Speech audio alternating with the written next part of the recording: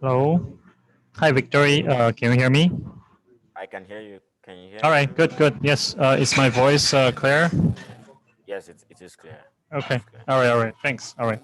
So, how are you? How was your weekend? It was all right. It's a bit busy, but Okay. All right. All right. So, yeah. So I think so. Herman is on. I mean, on the holiday, right?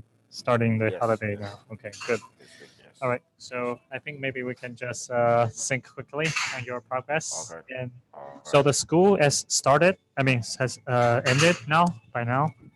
Yeah, I think so. Okay. Okay. All right. Now, So holiday, this is the holiday, holiday week. yes, yes. Okay. All right. So Victor, yeah, please share your updates. All right, I'm and you just can gonna share your share. screen if you like. Yeah. So the match paper for monkeys. So I am sharing from like by Google Drive. Um, because I'm using my laptop here. I'm not in Cape Town. I'm actually in Joburg. That's a bit okay. Can you see my screen? Yes. Yes. Okay. Okay. So basically, this is like a follow up on what we talked about. Sorry. Basically, to sort of clarify the problem. Okay. I actually couldn't do a Can you lot. make the text a bit larger? Just sort of Sorry. Sorry. enlarge the. Yeah. Yeah. Yeah. Okay. That's better. All right. Thanks. All right.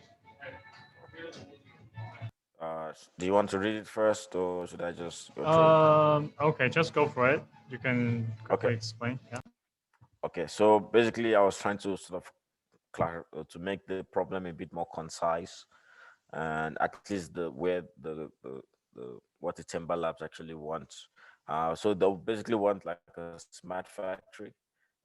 They want to basically automate a lot of their systems, and it was basically two major things they wanted to fix. The first was they wanted some form of remote control. For example, over the gate, I remember they wanted some form of IoT control over the security gate. They wanted some control over their CNC cutting machines, their air conditioning. Even the person I spoke to, he talked about how there are times where people just leave the lights on and just go home, and because of the regulations with ESCOM and load shedding, current load shedding problems with ESCOM, they would want to save costs because the pricing for electricity went up for them. So stuff like air conditioners, where people just leave it and go home, they wanted some form of control over that, like with some form of IoT structure or control, right? The second part was also to be able to track devices in the factory. So we talked about how sometimes they buy very expensive equipment and they put it in a store somewhere. Maybe someone used it and didn't return it. So there are times where they struggle to find equipment. Sometimes they even forget about the equipment and then buy a new one. And then maybe 2 years later, they find out that they had one all along. And apparently that was a really big issue for them. So they wanted to find a way to track the devices using basically IoT. That was what was in their mind. Some form of IoT control where they can find the location of each devices in the factory. Like, okay, is it in store A or store B or store C? Basically some form of real-time control, like an inventory, actually, when I thought about it a bit more deeper. And then what they did was they purchased a few IoT controllers. I don't know if you know much about Sigfox IoT No. No. devices. First time. I know it in theory. I've never actually used it, but they actually specialize in developing IoT, sensors, where you just purchase the sensor out of the box, and they give you like a year subscription to their servers. Right. So it cost about 16 euros. When I converted it to dollar, it was about $20. But basically, they give you access to their servers. So you just plug. It's sort of like a plug and play system where you just plug it in and connect to their servers, connect your device to their servers, and basically you receive information. But now the challenge with that was number one, if you purchase $20 worth of devices for 1,000. That's $20,000 already just gone. I don't think it has to be that expensive, but I've not really Okay. done any quantitative research on that. Amount of messages per year. So you're basically paying $16 to send 140 messages. In 1 year, that's what? That's about 12 or 10 messages per month. And again, that's fine if you're just doing it, for maybe tracking devices once in a while. But the moment you have gates, for example, or switching off the LEDs, I mean the light bulbs in the offices, or even real-time devices, it's unrealistic, to sorry, it's unrealistic to get one. We would need more than 140 messages. I'm not really sure what type of messages, if it's Okay. strings or integers or bytes. I'm not really sure the size, but and I remember that was some of the things that the person told me. Basically said, if we are sending 140 messages, so one of the challenges you might face is manipulating the data or manipulating the size such that we can optimize the information being transferred. But I'm not sure as exactly, but if it's 140 strings or 140. But again, even that, I mean, in a case where it's real time, this is unrealistic. It's very unrealistic. So for me, that's where I believe our research sort of comes in, because at this point, I think the only thing we would have to worry about is purchasing the devices. But once the devices are there, the number of messages are unlimited. They are practically, as long as they are peers and super peers, there would always be some form of communication. As long as they are within a certain range and close to each other, we wouldn't have a problem of messages Mhm. sent or received. We can also actually control our own messages. That was something I thought of like extra, though I'm not, where we can manipulate the data being sent to sort of optimize the size to even increase the speed. But that's like a side note now. Uh, Okay. but Okay. but yeah, that was So for, let's Victor, say, all right. So let me just try to clarify. So basically, you're saying that in a smart factory like this, the one you described, they are yes, using some IoT device to track the some device position.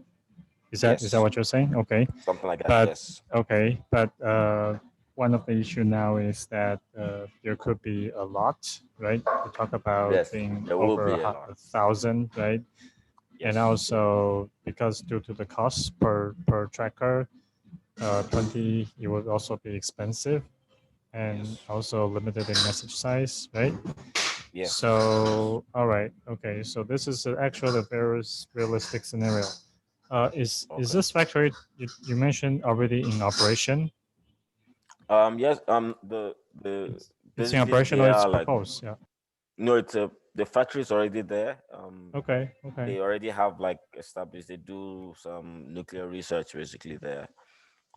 So this is just the engineering division trying to make things easier because apparently they have quite outdated systems. They're not.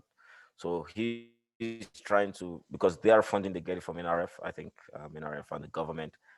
So they're trying to stay relevant. Basically, he wants the industry, this factory to sort of Okay. Okay. I see. All right.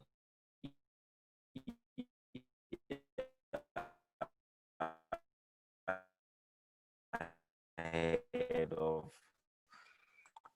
what do you call it? Is, should I say, the trend, or to be a leader in terms of IoT, but IoT for just for Okay. practice and to see how it works. But and I don't think they enjoyed it very much. In fact, I think after a year, Okay. Okay. I see. All right. So sorry. I haven't. I think I lost the last minute or so. oh, okay. Did you hear where it said, they have about three of them?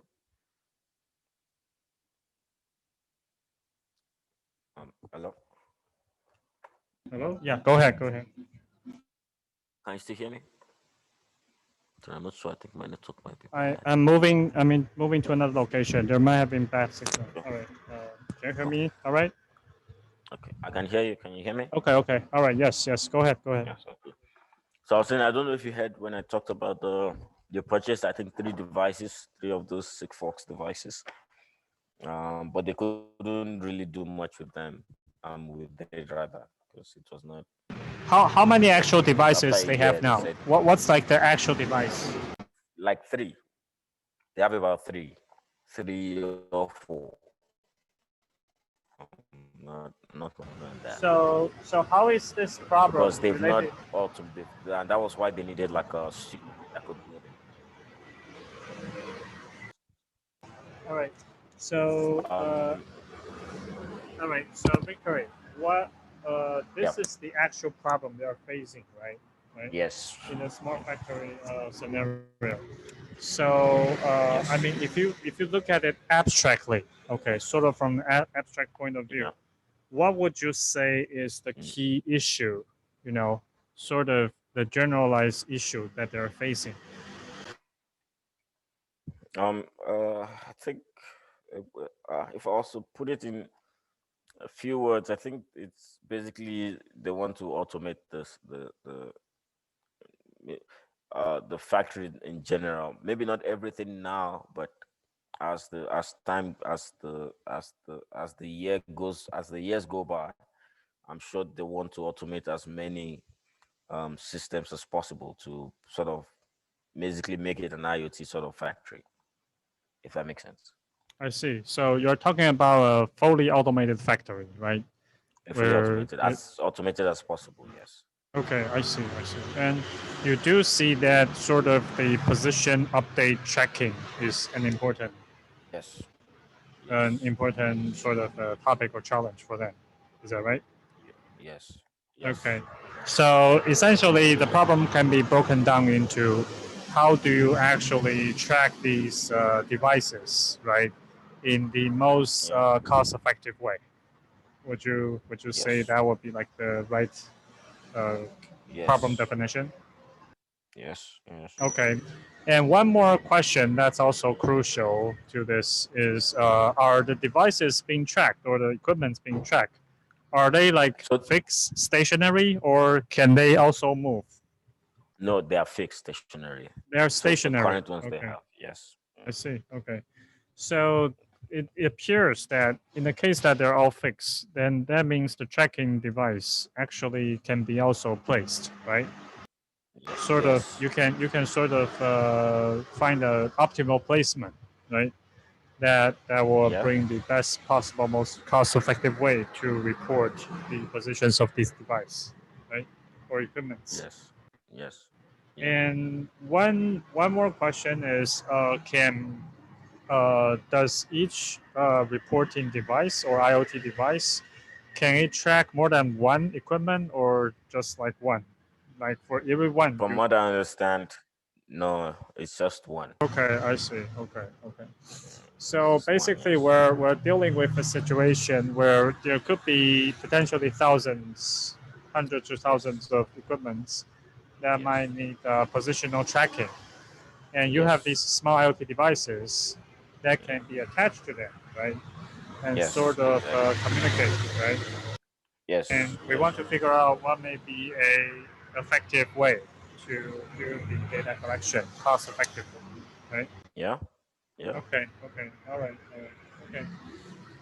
So yeah, that looks like a placement problem, right? And also Yes. sort of how do you do the optimal placement. But then again, it's Yeah. not just a placement problem because the I assume the equipments they are all placed with some rules and logic. So Yeah. what this means is that you don't really choose where these these IoT reporting devices are, right? Because they have to Yeah. go with the equipment or the device that Yeah. they're attached to, right? Yeah. So you don't really choose the location. What you can Yeah. choose is only how they communicate and how they send message, how they collect message, Yeah. right? Yeah. Yeah. Okay, I see. Okay. All right. So, well, okay. I think that's a spatial data collection problem. Okay. Wow. Okay. And you see, I don't know if you can sense what I'm trying to get at. I see Okay. what I see where you're Okay. going. Because you have a scenario. This is called a user story or use case. Okay. Yeah. But what you Yeah. really want to do in the problem definition is to be able to extract that into some abstract form.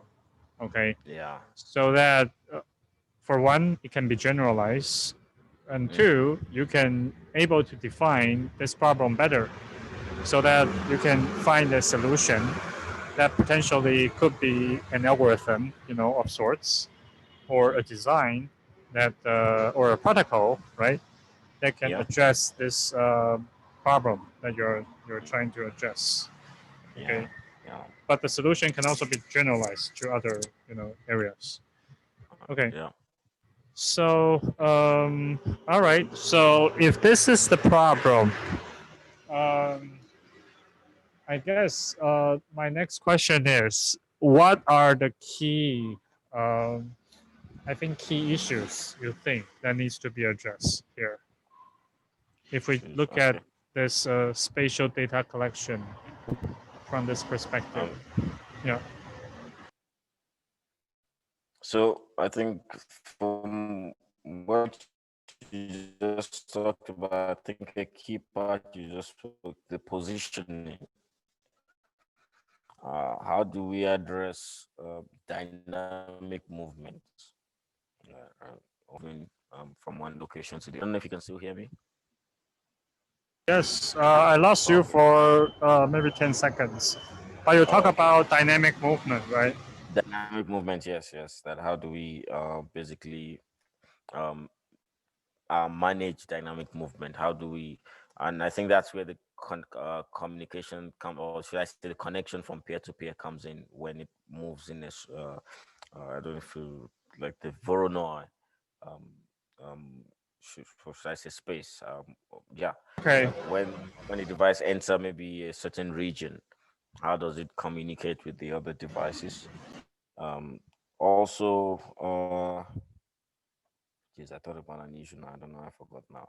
Um, Key issue as well is how do the devices sort of maintain, um, or should I say connect to to a second or to so let me try to simplify. When it moves from one location to the other to another spatial location, how does it connect to that network? Does it connect to the device? Does it connect to the how does it maintain, or should I say establish communication with the new nodes in the new location? How is it decided? So questions like that, yeah. Okay, okay. All right. So you're saying that when it moves to a new location, are you talking about like the initial installment and the subsequent relocation of equipment or Yes, devices? yes, yes. So Oh, okay. maybe let me try to give an example. Let's say we have a special region for the factory, for, or should I say, the workshop, and another special space for the offices. Now, let's say those are two different spatial regions, and then say one device moves from the office to the workshop. How does that device maintain connection, or should I say, join into the new? I think that's the join for now. Yeah, how does it join Okay, into I the new? see. Okay. Yeah. And does that change any way that it routes data, right? I mean, just from a resource allocation, um, and just by looking at it from a resource allocation thing, would basically I would need to figure out how, um, which devices have extra, what do you call it, extra space or extra bandwidth or storage, without actually crashing, you know, the or should I say, without overloading one Okay. device. I don't know if you get I see. what I'm trying to say. Okay. You're talking about how you can leverage basically each node's resource Yes, so that yes, it can provide both the communication capability, but also yeah, at the same time doesn't overload, right? yes, Its yes, yes. capacity, whether in bandwidth or maybe in energy consumption, for example. Exactly, exactly. Okay. All right. Okay, so all right, this looks to me sounds a lot like the WSN wireless sensor network kind of problem. It I sounds think like in it. Yes. the wireless sensor network, that's the basic. I mean, those are probably some of the very typical problems that people have Yep. faced, right? Yeah. Yeah. So I guess the issue would be um, whether we do have a better idea or approach, to resolve this kind of problem. Okay. All right. So this. Okay. I should feedback one thing first. Okay. Okay. Because this is just what came to my mind. Is that Okay. okay? I think we need to define a good problem first. Okay, Okay. because a lot of times, as they say, if you define the problem well, that's already you already have solved it. If you Yeah. can ask the right It's true. question, if you can define the right problem, you already solve it. Maybe 50%. Okay. Correct. So I guess the challenge when what I was thinking is this is actually a typical WSN wireless sensor network problem. Okay. Okay, Okay. back in my when I was doing my master degree, my lab, actually the professor there was specialized in these kind of problems. Okay, Okay. and they came up with all kinds of solutions. Okay, Okay. and usually a work typically would go something like they would devise some rules, some protocols, some algorithms that Okay. would optimize some aspect, whether energy use, whether coverage. I mean, there are many different aspects we can talk about, and maybe add some variations. Like maybe the communication is blocked. Maybe Okay. the battery can be it has different range, different times of the day. Something like that. Yeah. So I would imagine this is well researched, okay, Okay. and well studied, and also quite a few proposals, Okay. solutions have already been proposed, okay. All right. And for that, I think you might want to look into the WSN literature, okay, Okay. for reference for literature survey, and to get some Okay. understanding about what they have already done in that space. Okay, Okay. Okay. because it could very be well that this particular kind of problem is already well solved. You see, in What you the mean? WSN community literature. Mm. Okay, that means if you try to solve this again, you know, just this specific settings, it may Yeah. not be be seen as a contribution. Makes Okay, sense. because some people somewhere already have solved this, I've maybe already using solved some it. elegant way. Okay.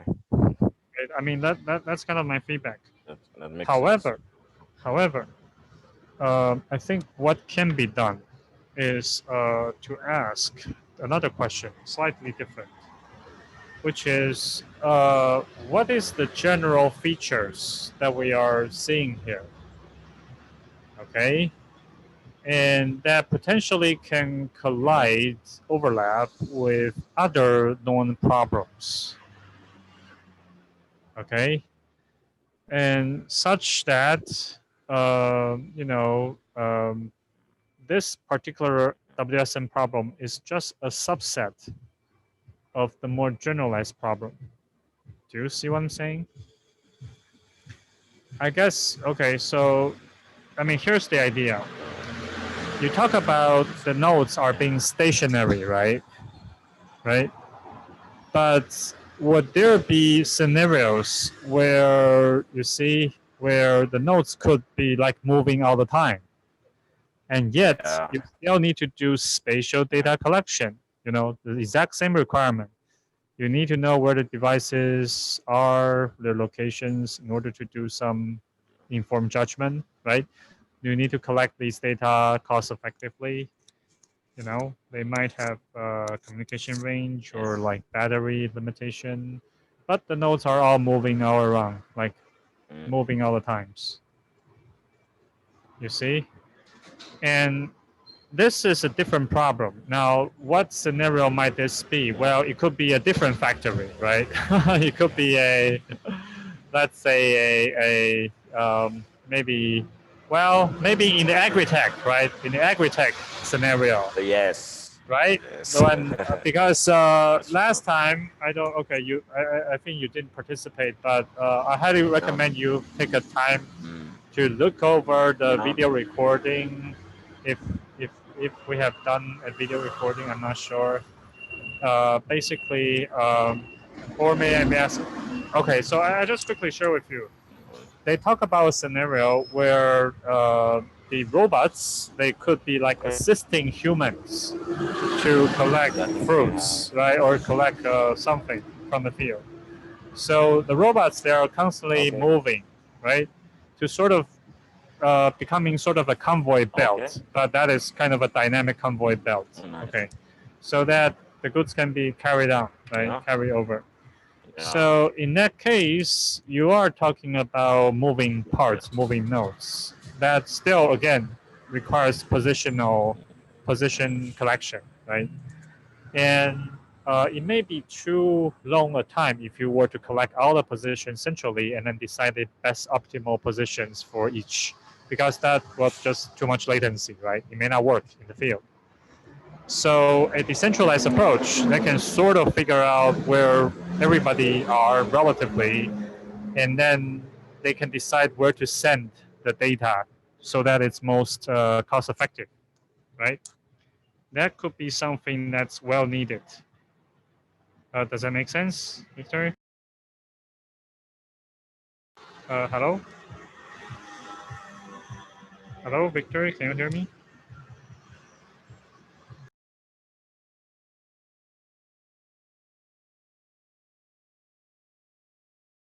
Hello?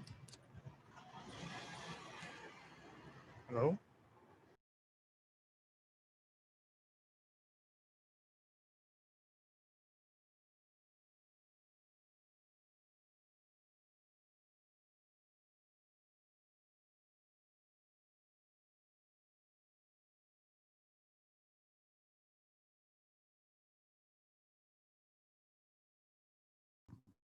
Hello, Victor? Hello? Hello? Yes, I can hear you. Yes. All right. Okay. Can you hear me now? Hello? Hello? I think my network is bad. Okay. All right. But can you hear me See if now? I can change my network. I can hear you. Yes. Okay. All right. So, okay, I was saying that in another problem, okay, you might be dealing with moving nodes. Okay. Oh, okay. So if you can solve the problem of a moving nodes, obviously, fixed node is just sort of a special case for it, right? You see? Yeah. Sorry, I didn't get that. I think I was saying that if you can find a solution for spatial data collection or communication for moving nodes, for sensors that are actually on the move, right? Then for fixed locations, that is literally just a special case for that. Okay.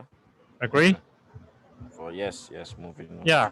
So I guess what I'm trying to say is, you know, uh, this becomes a more generalized problem that whether you can maybe provide a mechanism, a protocol that can easily deal with moving nodes, right?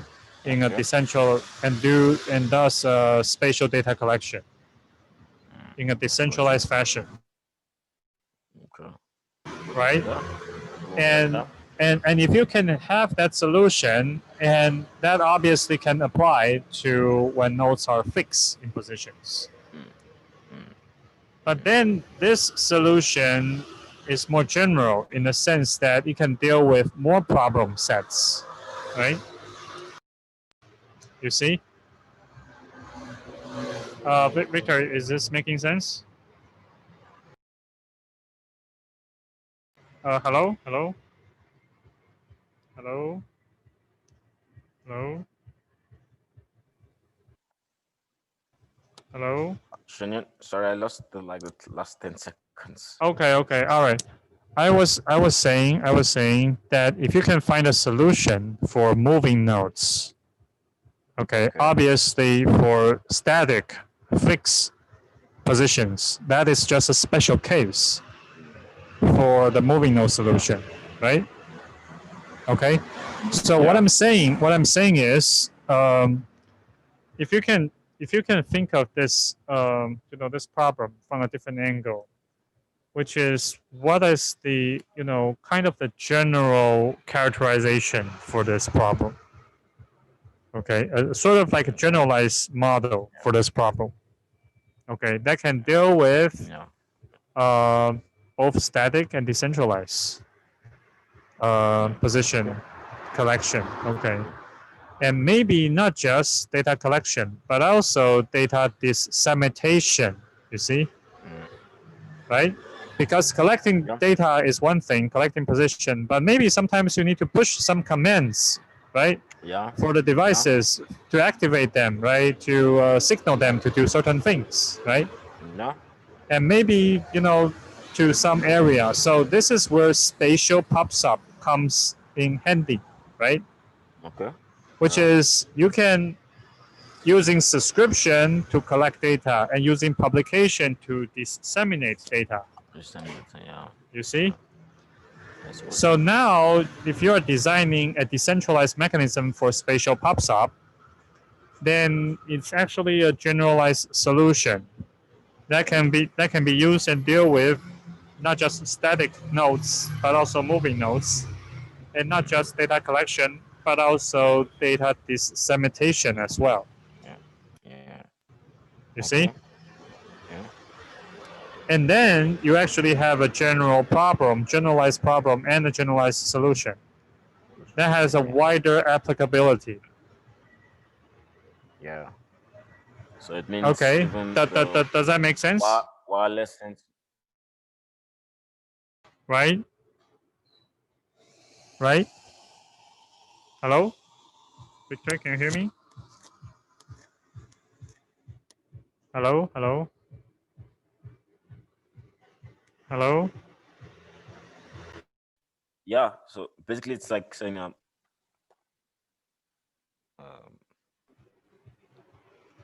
so basically I think, okay, it's all right. So this is my feedback for you, okay?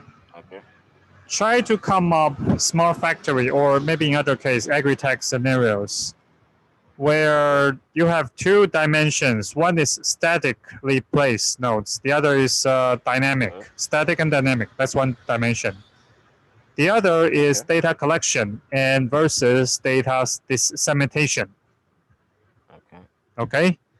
And basically, you will have four combinations, right? 2 times 2. That's 4 scenarios, right? See if you can come up with, a problem description or definition for each one of these 4 categories. Okay. And by this, you are basically combining 4 separate problem types, and you're saying they are actually the same problem, where we can solve with a decentralized spatial PubSub communication mechanism. You see? Now that will be contribution. Nice. Victor, can you see what I'm saying? Yes. Yeah. Okay. All right. So this is something I would like to see. Okay. So we'll sync again tomorrow, same time. All right. Yes. Okay. All right. Let's see if you can come up with the other 3 scenarios, and let's make it 4. Okay. All right. Okay. Okay. All right. So talk to you tomorrow then. All right. Thank you. All right. Yeah. All right. Thanks. All right. Bye bye. Yeah. Talk tomorrow. Bye.